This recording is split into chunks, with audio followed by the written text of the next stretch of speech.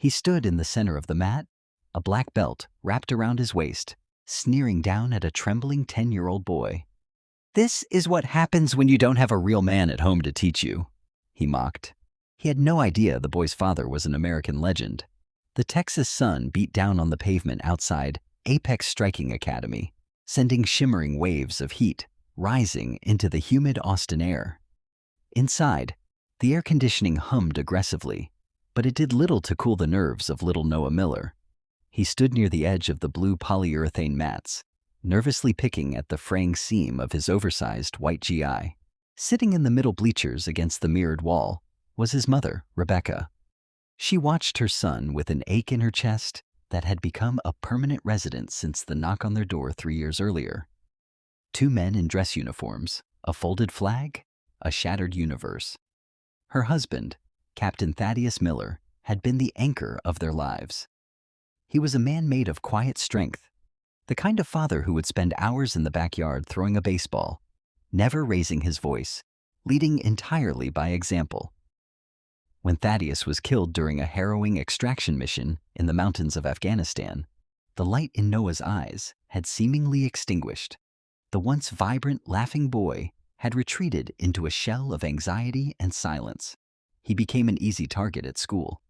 The bullies sensed his vulnerability, the heavy cloak of grief he wore, and they picked at him like vultures. Rebecca had tried everything: therapy, counseling, changing schools, but Noah needed an outlet, a place to rebuild the shattered foundations of his confidence. That was how they ended up at Apex Striking Academy. The dojo was run by Derek Kinsley. Derek was a man who took up all the oxygen in a room the moment he entered. Standing 6'2", with heavily tattooed arms and a perfectly trimmed beard, Derek was the picture of modern, aggressive masculinity. He carried himself with the swagger of a combat veteran, frequently wearing shirts plastered with military slogans and combat boots, though his actual service record was something he kept frustratingly vague. To the suburban parents of Austin, however, he was the ultimate disciplinarian.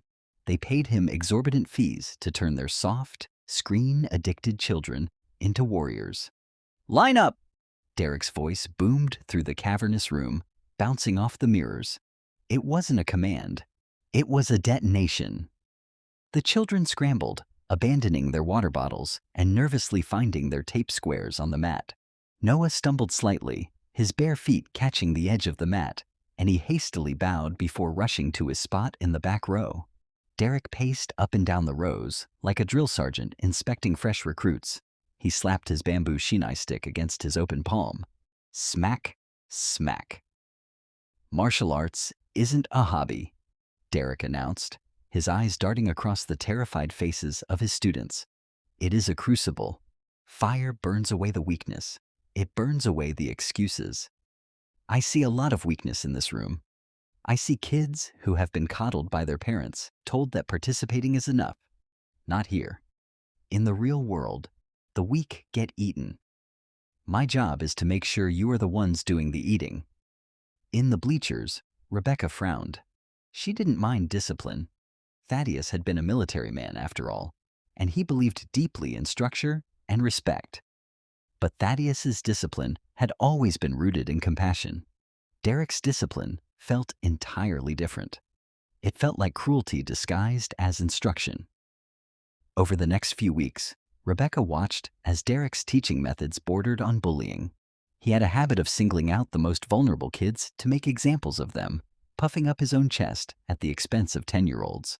And Noah, being the smallest and quietest boy in the class, quickly became Derek's favorite target. "Keep your hands up, Miller," Derek barked during a blocking drill, slapping the top of Noah's headgear hard enough to make the boy stumble. "You're moving like a wounded gazelle. The enemy doesn't care if you're tired. The enemy wants to destroy you. Are you going to just roll over and let them?" Noah swallowed hard, tears prickling the corners of his eyes, but he raised his small padded gloves back to his chin. "No, Sensei," he whispered. "I can't hear you," Derek roared. "No, Sensei," Noah squeaked, his voice cracking. Derek rolled his eyes theatrically, looking back at his assistant instructor, a teenager named Ben. "Unbelievable," Derek muttered, loudly enough for the whole class to hear. Absolutely softer than baby food. Rebecca gripped the edge of the metal bleachers, her knuckles turning white. She wanted to march down there, grab Noah by the hand and never return. But every time she asked Noah if he wanted to quit, the boy stubbornly shook his head. Dad wouldn't quit, Noah had told her one evening, staring at the framed photograph of Thaddeus on his nightstand. Dad never quit. So Rebecca stayed. She sat in the bleachers, swallowing her anger, hoping that somehow, through the crucible of Derek's toxic ego, Noah might find the inner strength he was so desperately searching for.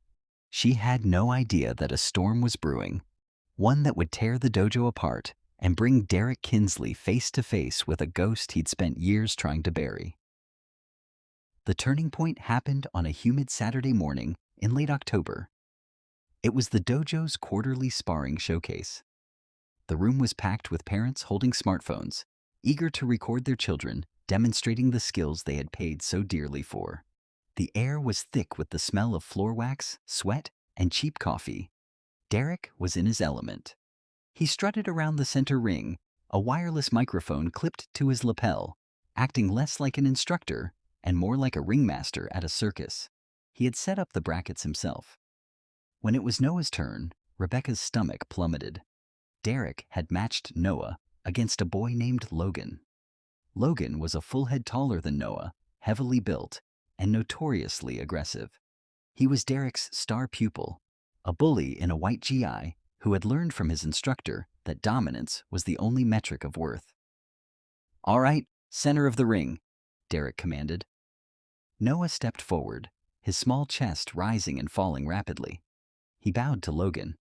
Logan barely nodded back, a smirk plastered across his face. "Fight!" Derek yelled. Immediately, Logan charged. He didn't use technique. He used sheer size.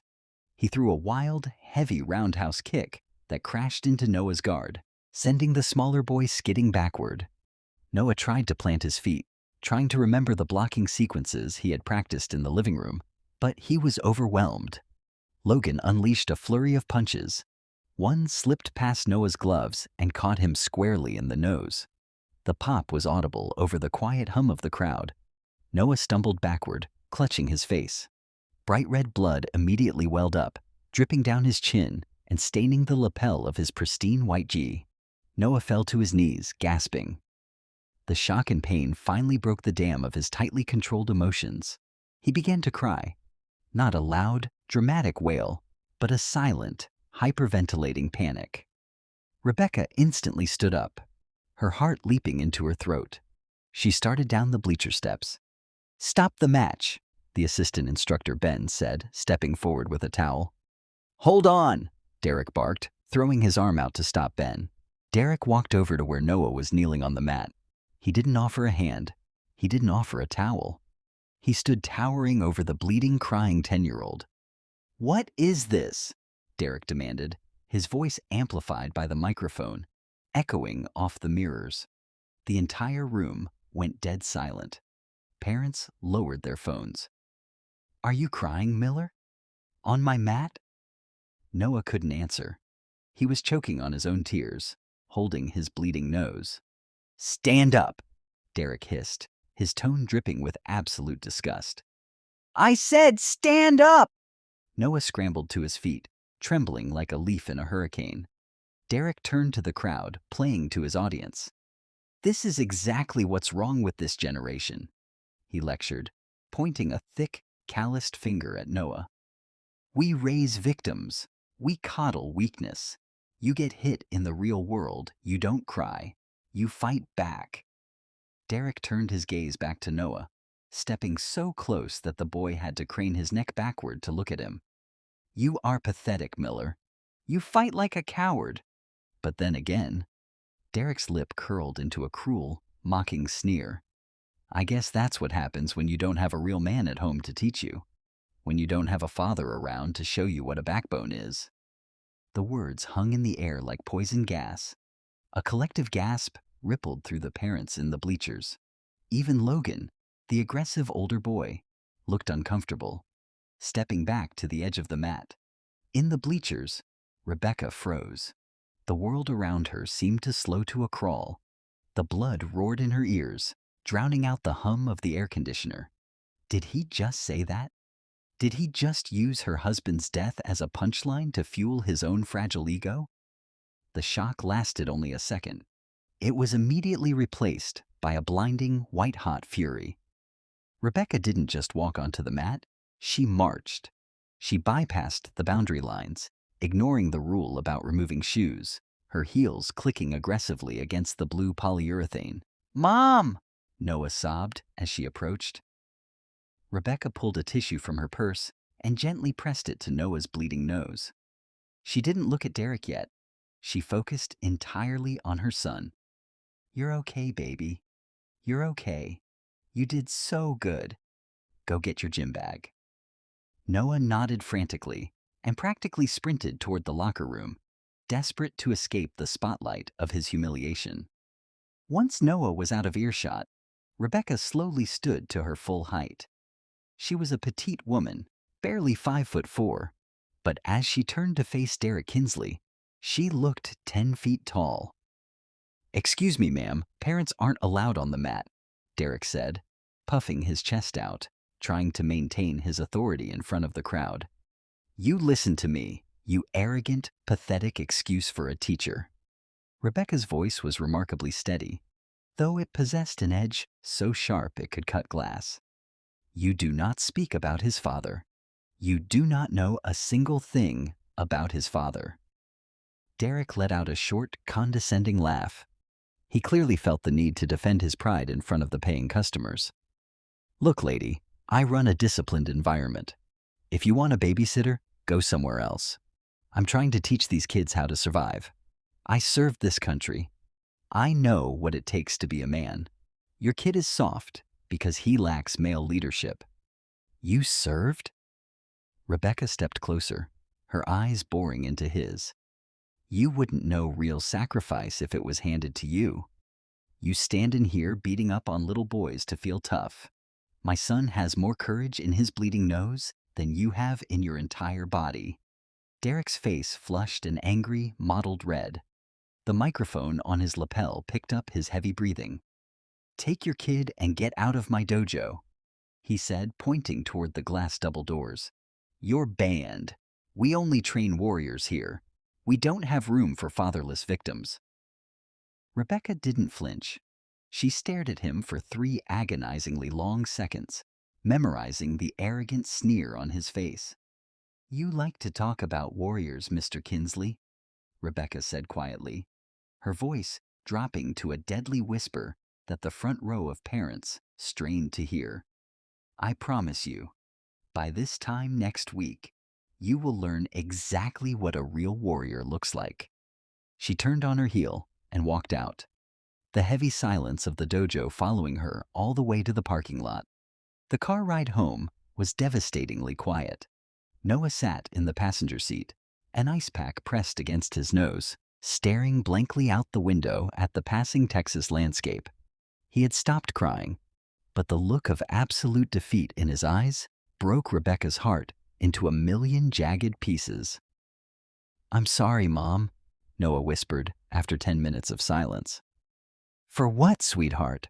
Rebecca asked, reaching over to squeeze his knee. "For being weak. For not having a dad to teach me how to be tough." Rebecca slammed on the brakes, pulling the SUV onto the shoulder of the road. She put the car in park, unbuckled her seatbelt, and turned her entire body to face her son. "Noah Miller, look at me." Noah slowly turned his head, his eyes red-rimmed and hollow. "You are not weak," Rebecca said, her voice trembling with fiercely protective emotion. "And you do have a dad who taught you how to be tough. Strength is not about making other people feel small. That's what cowards do. That's what Mr. Kinsley does. Your father was the strongest man I ever knew, and he never once raised a hand to someone who couldn't fight back. Do you understand me?" Noah swallowed hard and nodded. "Yes, Mom." "Good." Rebecca put the car back in drive. Her sadness was gone. entirely consumed by a cold, calculating resolve.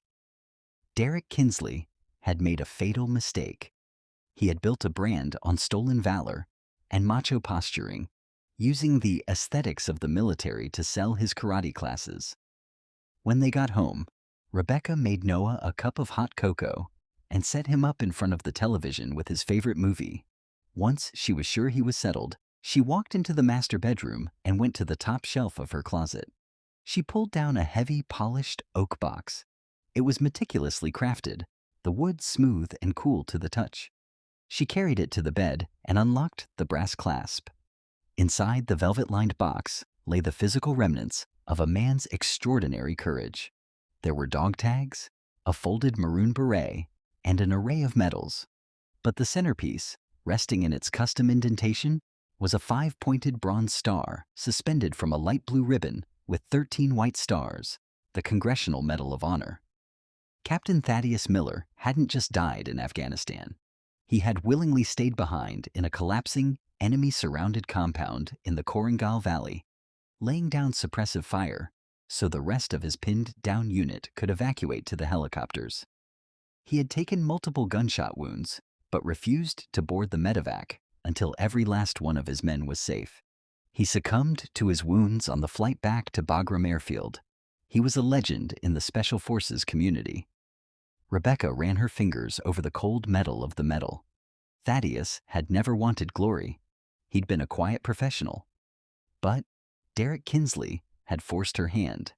He had publicly humiliated her son and insulted the memory of her husband to prop up his own fragile ego. Rebecca walked over to her desk and opened her laptop. She did a quick search on Derek Kinsley. It didn't take long to find his digital footprint. Derek's social media was a shrine to his own supposed badassery. He posted videos of himself breaking boards, yelling at kids, and wearing tactical gear. But it was his biography on the dojo's website that caught her eye. Derek Kinsley is a former elite military operator who served in the United States Armed Forces, bringing battlefield-tested combat tactics to the civilian world. He understands the sacrifices of the Brotherhood and honors the fallen through his strict disciplinary teaching style. Rebecca scoffed out loud. She knew a lot of real operators. None of them talked like that. None of them branded themselves as elite on a strip mall karate website. She dug deeper. She accessed a private database she still had access to through a Gold Star Families network. She punched in Derek Kinsley's name, birth date, and location. When the military service record populated on her screen, Rebecca's eyes widened. A slow, dangerous smile crept across her face. Derek Kinsley had indeed served. He had enlisted in the Army National Guard, but he had never deployed. He had never seen combat. In fact, his record showed that he was administratively separated after only 18 months for failure to adapt and repeated insubordination during training. He had washed out before ever seeing the inside of a Humvee. But that wasn't the detail that made Rebecca's heart hammer against her ribs. Derek Kinsley loved to host a highly publicized event at his dojo every Veterans Day. It was a massive PR stunt where he invited local politicians, news crews, and military figures to watch his students perform, positioning himself as a pillar of the veteran community. According to his dojo's Facebook page, the event was next Friday, and the guest of honor, the man Derek had relentlessly lobbied to attend to give his dojo an aura of absolute legitimacy, was General Arthur Harrison. General Arthur Harrison was a 3-star general currently stationed at Fort Cavazos, just an hour north of Austin. He was also the former commanding officer of the 75th Ranger Regiment. More importantly, General Arthur Harrison was the man who had stood in Rebecca's living room 3 years earlier. He was the man who had pinned the Medal of Honor onto the lapel of Rebecca's black dress. He was Thaddeus's mentor, and he considered Noah to be like a nephew. Rebecca picked up her cell phone. Her hands weren't shaking anymore. She scrolled through her contacts until she found the private cell number. It rang twice before a deep, gravelly voice answered. "Rebecca, it's been too long. How are you and the boy holding up?" "Hello, Arthur." Rebecca said, staring at the Medal of Honor on her bed. We're doing okay, but I need a favor. Are you still scheduled to make an appearance at a martial arts academy in Austin next Friday? Yes, the general groaned slightly. Some PR thing the base public affairs officer roped me into. Supposed to be run by some hardcore combat vet. Why? Do you know the place? I do, Rebecca said softly. Arthur, I need you to do something for me, and I need you to bring some friends. Friday arrived with crisp, cool autumn air, a stark contrast to the humid heat of the weeks prior. Apex Striking Academy had been transformed.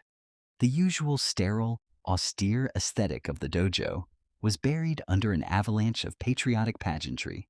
Red, white, and blue bunting draped the mirrored walls. A massive American flag hung, suspended from the rafters, right above the center mat. Derek Kinsley was practically buzzing with adrenaline. This was his Super Bowl. He paced the perimeter of the mats, wearing a custom-tailored black G with woodland camouflage lapels. A local Austin morning news crew was setting up a camera near the bleachers, and several local city councilmen were already seated in the front row, sipping coffee and chatting with prospective parents. Listen up, Derek clapped his hands, addressing the nervous rows of his students. He had handpicked his most aggressive pupils, including Logan, to demonstrate board breaking and sparring. Today we show the world what Apex is all about. When the general gets here, I want perfect formations. I want loud kiais.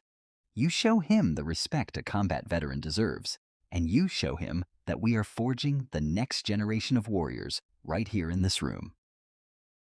Outside, the crunch of gravel and the low hum of heavy engines signaled the arrival of the guest of honor. Derek smoothed his lapels, puffed out his chest, and marched to behind the double glass doors, gesturing for the news cameraman to follow him. A convoy of 3 black government-issued Chevrolet Suburbans had pulled into the parking lot. The doors of the lead vehicle opened, and General Arthur Harrison stepped out.